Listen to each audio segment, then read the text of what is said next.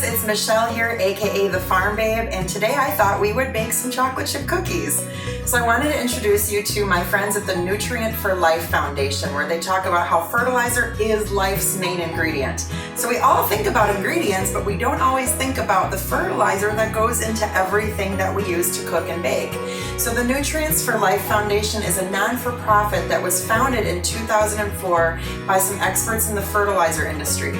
So they wanted to create some resources for ag educators, professionals, teachers, parents to help provide some very excellent science-based resources on plant and soil science.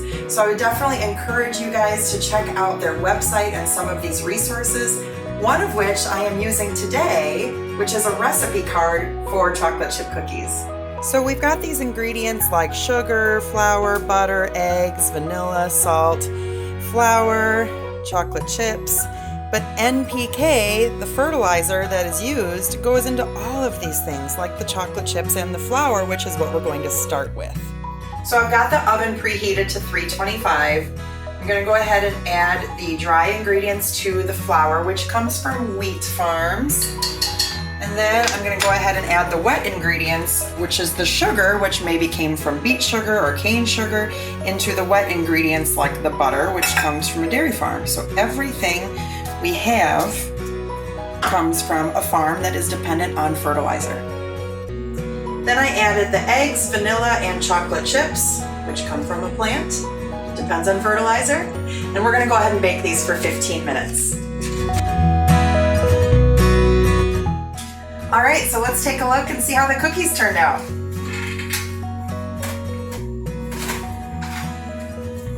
Here we go.